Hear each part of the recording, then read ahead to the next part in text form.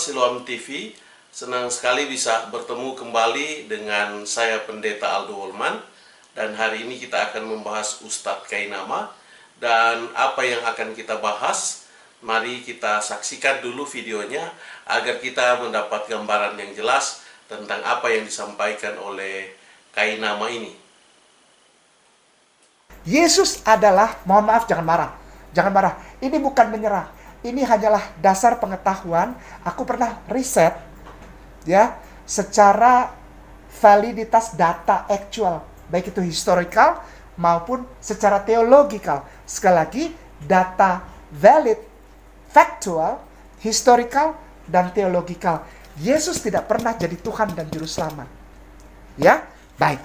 Kita baca sekarang yang kemarin namanya kitab Yohanes. Yohanes pasal 17 ayatnya yang ketiga. Di sana dikatakan begini. Maaf, aku masih hafal. Nanti mungkin bisa ditampilkan. Yohanes pasal 17 ayat 3. Itu bunyinya begini. Inilah hidup yang kekal itu. Dalam bahasa aslinya itu surga Eden. Inilah Eden. Yesus mengatakan inilah hidup yang kekal itu. Yaitu bahwa mereka mengenal Engkau satu-satunya Allah. Di dalam episode yang lalu saya sudah terangkan bahwa nama Tuhan tak pernah berubah, Allah. Yesus bilang begini, kalau kau mau masuk surga, ngerti dan mengenal betul bahwa tidak ada Tuhan yang benar selain Allah. Inilah hidup yang kekal itu, yaitu bahwa mereka mengenal Engkau satu-satunya Allah yang benar, dan mengenal aku, Yesus Kristus atau Isa Al-Masih, sebagai utusan Allah. Yohanes pasal 17 ayat 3. Itu kalau kau mau masuk surga, Yesus yang ngomong ya, bukan saya. Kalau kau mau masuk surga, ya, akui dengan lidahmu dan kuatkan dengan hati. Kita sudah menyaksikan videonya, dan di dalam video itu kita melihat bagaimana si Kainama ini, dia mengatakan bahwa Yesus itu tidak pernah menjadi Tuhan. Dan ayat yang dia gunakan itu Yohanes pasal 17 ayat 3. Ini yang menjadi andalan mereka. Ustadz-ustadz ini, khususnya Ustadz Mu'alaf ini, dan yang lain-lain juga sering mengambil ayat ini. Dan ini menjadi ayat andalan mereka. Mereka hanya comot satu ayat dan mengklaim bahwa Yesus itu bukan Tuhan. Ini kan bodoh ini jalan pemikiran begini nih. Kainama, saya jadi meragukan tentang apa yang kau sampaikan tentang dirimu selama ini. Kenapa? Ternyata engkau seorang Kristen yang pernah menjadi Kristen dan juga mu'alaf yang lain tidak tahu cara belajar Alkitab. Itulah sehingga membuat engkau meninggalkan kekristenan. Dan saya tidak mempersoalkan itu, tetapi jika engkau sudah menjadi Muslim dan mengambil apa yang engkau sudah pilih sekarang, itu saya hormati. Tetapi ketika engkau mengganggu kekristenan kami, itu menjadi persoalan sama saya dan teman-teman yang lain. Kau tidak tahu belajar Alkitab, kau tidak tahu cara mempelajari Alkitab. Bagaimana kau mengatakan kau sebagai orang Kristen? Tidak ada orang Kristen yang macam kayak kalian begini.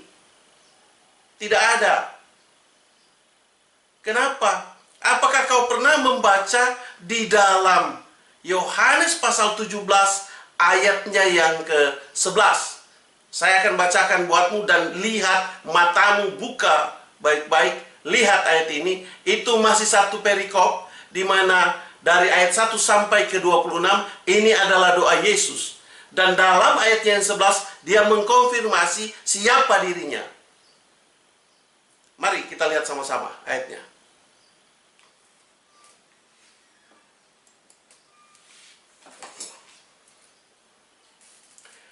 Dan aku tidak ada lagi di dalam dunia, tetapi mereka masih ada di dalam dunia. Dan aku datang kepadamu, ya Bapa yang kudus, peliharalah mereka di dalam namamu, yang telah engkau berikan kepadaku, supaya mereka menjadi satu sama seperti kita. Perhatikan kata kita, sama seperti kita. Seperti kita itu jamak. Maka di situ Yesus menunjukkan dirinya siapa dia. Dia itu adalah Tuhan.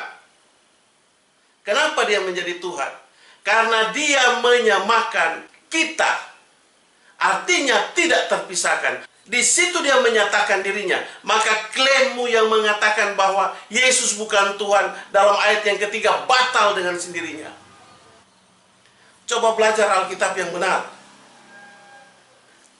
Jangan hanya cuma mencomot ayat 1-2 dan mengatakan dia bukan Tuhan. Ini ayatnya jelas-jelas. Sama seperti kita. Artinya itu tidak berbeda. Selama ini yang kalian klaim adalah ketika Yesus mengatakan aku dan Bapa satu, maka kalian bilang itu adalah satu ajaran. Kau Kainama memalsukan data yang ada di dalam Alkitab. Kau ambil itu dan mengklaim. Apalagi kau bilang Allah tidak pernah berganti namanya dari nama Allah. Tahu nggak nama Allah itu siapa? Sejak kapan diganti? Itu gelar bukan nama. Nama Allah itu Yahweh. Itu persoalan di sini. Dan selain itu ayat mengatakan jangan menyebut nama Tuhan Allahmu dengan sembarangan. Itu yang menjadi hukumnya Tuhan. Di dalam Keluaran 20. Jadi bagaimana mungkin engkau memalsukan data ini? Sama seperti kita. Dengarkan baik-baik, saya mau ulangi kata-katanya. Menjadi satu sama seperti kita. Itu ayat yang ke-11. Jangan main perkosa-perkosa ayat untuk membenarkan alibimu.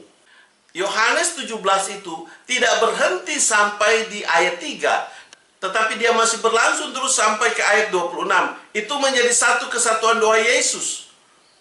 Bagaimana kau harus ngambil ayat yang hanya ayat 3 aja, terus kau buang seluruh ayat yang ada di bawah? Seakan-akan kau tidak hiraukan. Kainama, kita pemuka agama loh. Jangan perkosa-perkosa ayat Alkitab loh. Bicaralah dengan jujur.